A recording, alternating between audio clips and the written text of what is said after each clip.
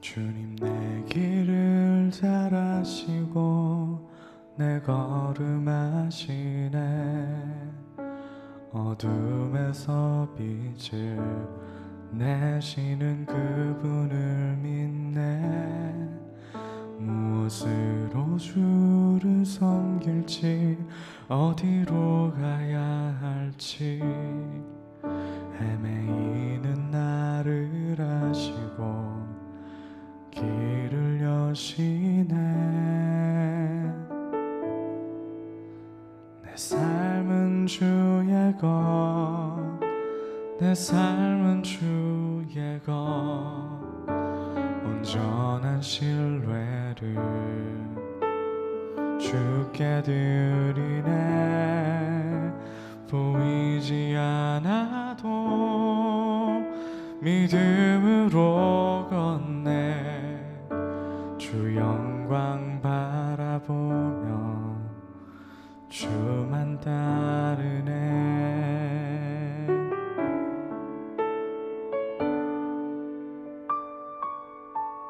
주님 내 길을 잘 아시고 내 걸음 아시네. 어둠에서 빛을 내시는 그분을 믿네. 무엇으로 주를 섬길지 어디로 가야 할지 헤매이는 나를 아시고 길을 여시네. 내 삶은 주의 것, 내 삶은 주의 것, 온전한 신뢰를 주께 드리네. 보이지 않아도 믿음으로 걷네. 주 영광 바라보며 주만 따르네.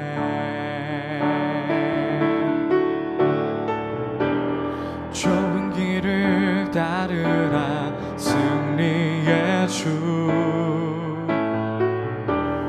영원한 생명 되시네. 고난 중에 순종을 배워가며 너의 모든 삶 맡겨드리라.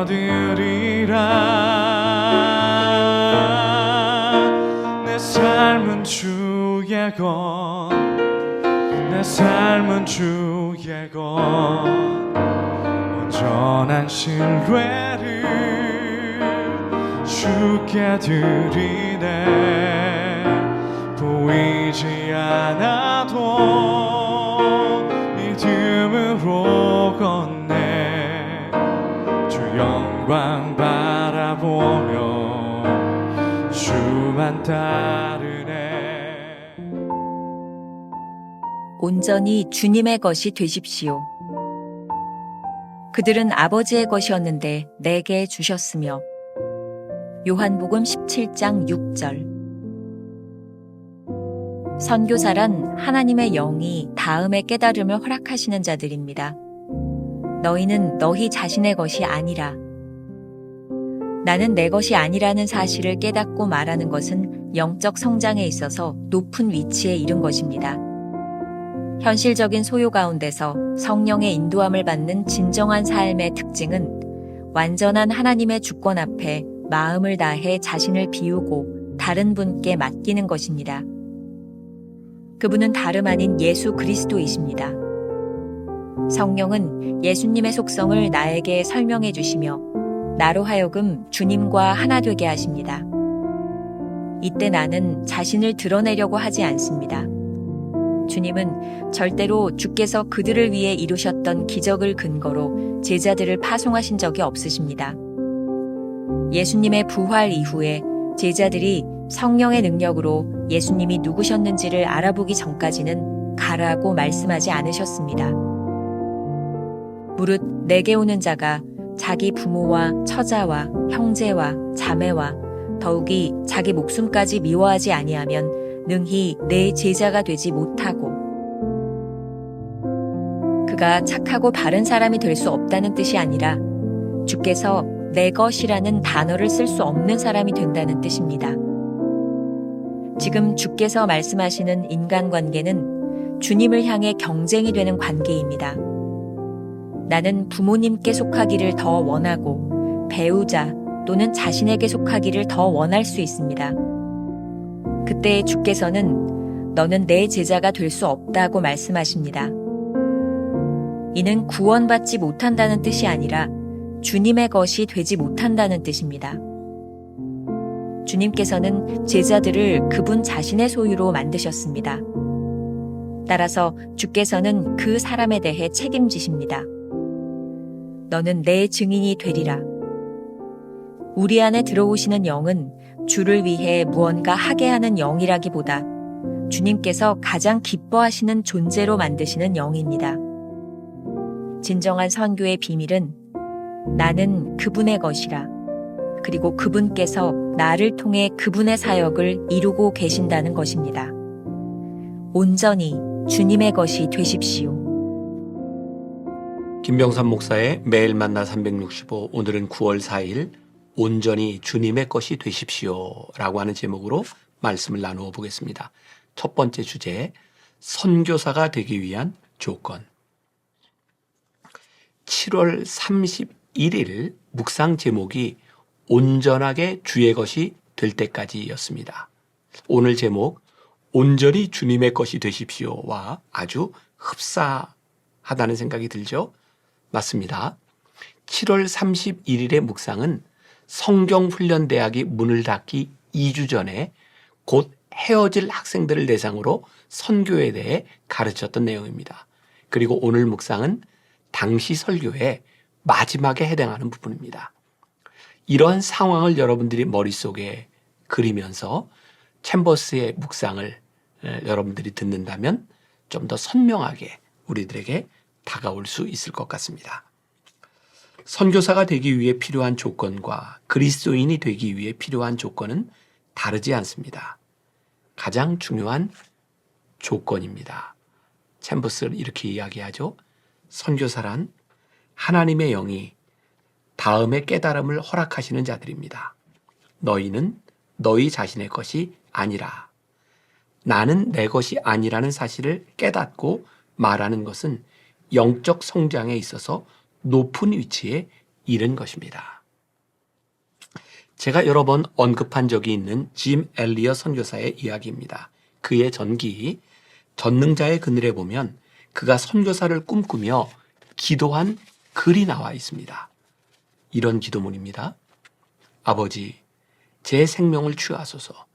주님의 뜻이라면 제 피를 취하소서. 주님의 삼키는 불로 제 피를 태우소서. 제 것이 아니기에 아끼지 않겠습니다. 주님, 가지소서. 다 가지소서. 제 생명을 세상을 위한 희생으로 부으소서. 피는 주님의 제단 앞에 흐를 때만 가치 있는 것입니다. 아버지, 저로 분기점 같은 사람이 되게 하소서. 제가 접하는 사람들을 결단의 기로로 이끄소서. 저는 직선도로의 표지판이 되고 싶지 않습니다. 저를 갈림길로 삼아주소서. 그리하여 사람들이 제 안에 계신 그리스도를 보고 어느 쪽이로든 하나를 택해야만 하게 하소서. 짐 엘리엇의 기도문을 보면 그가 하나님께 철저하게 자신을 드리기 위해 얼마나 고민했는지를 알 수 있습니다. 주님 앞에 자신을 드리는 것은 주님이 일하심에 동참하는 것입니다. 성령이 이끄실 때 우리는 하나님의 주권 앞에 자신을 비우고 예수 그리스도께 나아갑니다. 이때 우리는 자신을 드러내지 않습니다. 잘 기억해 보십시오. 예수님께서 제자들을 파송하실 때 그들을 위해 행하셨던 기적을 근거 삼지 않으셨습니다. 부활하신 주님은 제자들이 성령의 능력으로 예수님을 알아보기 전까지 성령을 기다리라고 말씀하셨습니다. 선교사가 되는 제1 조건은 우리의 능력이 아니라 예수님을 나의 주로 인정하는 것입니다. 주님을 인정하는 것은 나의 소유권을 그분께 온전히 드렸다는 뜻입니다. 내가 더 이상 내 것이 아니고 주님의 소유가 되었다는 고백입니다. 우리가 기억해야 될 한 줄 노트. 성령께서 이끄신다는 명확한 증거는 하나님의 주권 앞에 나의 소유권을 온전히 내려놓는 것입니다. 두 번째 주제, 주님의 소유가 된다는 의미. 제자의 도에 대해 이야기할 때 꼭 인용되는 말씀이 하나 있습니다. 누가복음 14장 26절에 무릇 내게 오는 자가 자기 부모와 처자와 형제와 자매와 더욱이 자기 목숨까지 미워하지 아니하면 능히 내 제자가 되지 못하고 라는 말씀입니다. 이 말씀의 진정한 의미는 무엇일까요?